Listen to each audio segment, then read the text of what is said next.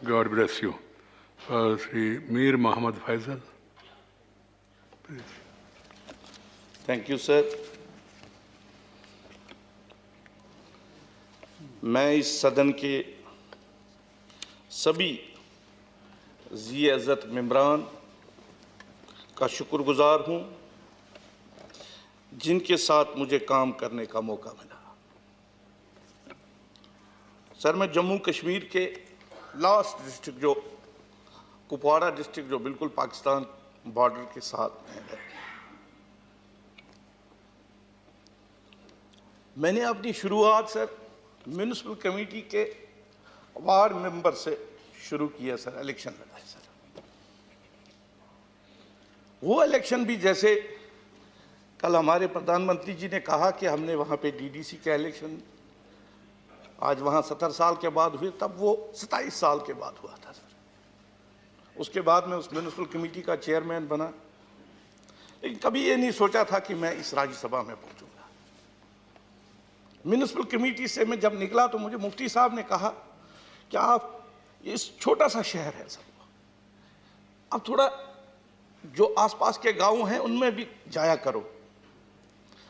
तो कम से कम 8-10 साल में हर गांव में गया सर, क्योंकि हम मेन स्ट्रीम में थे सर।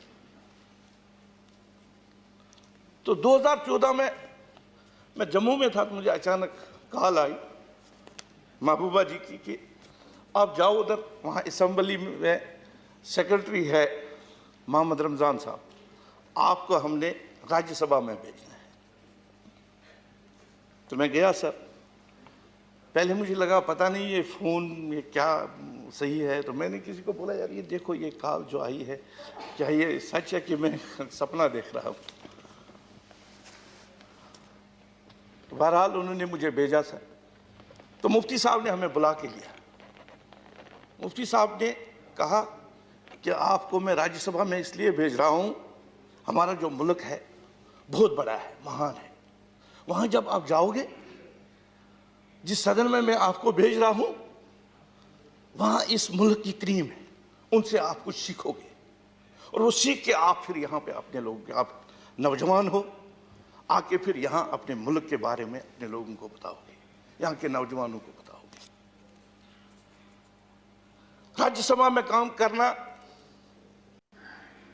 एक बहुत बड़ा तजुर्बा था।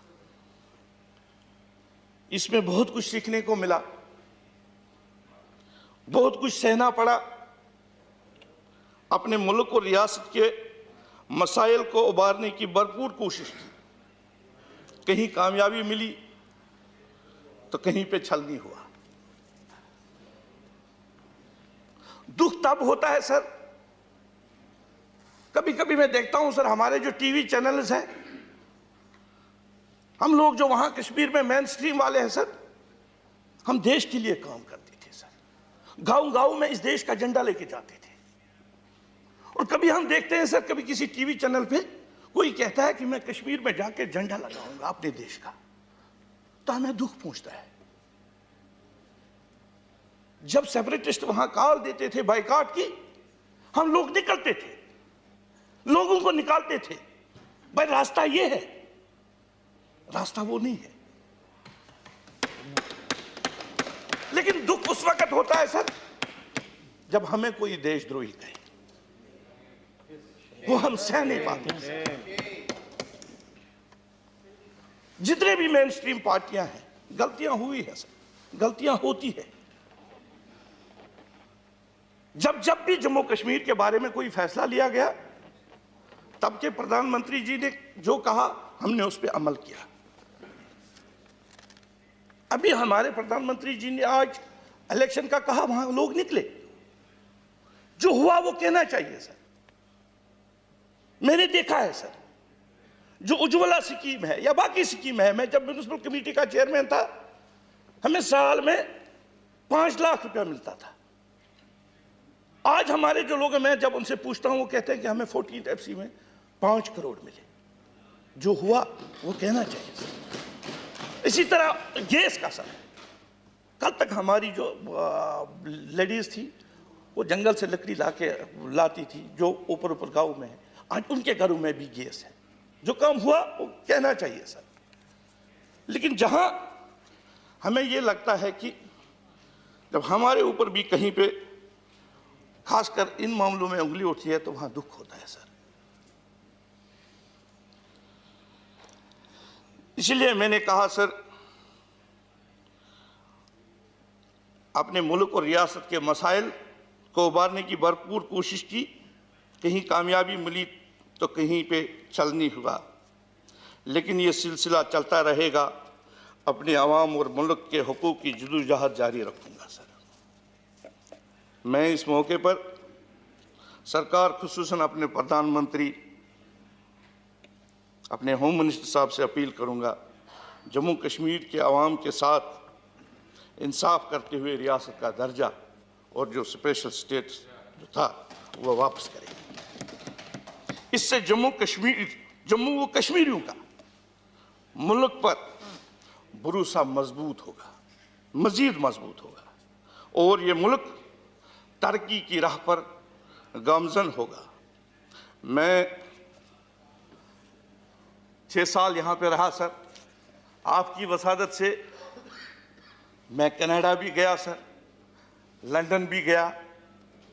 आपने मौका दिया, मैंने कभी ये सोचता भी नहीं कि मैं भी वहाँ जाऊँगा सर।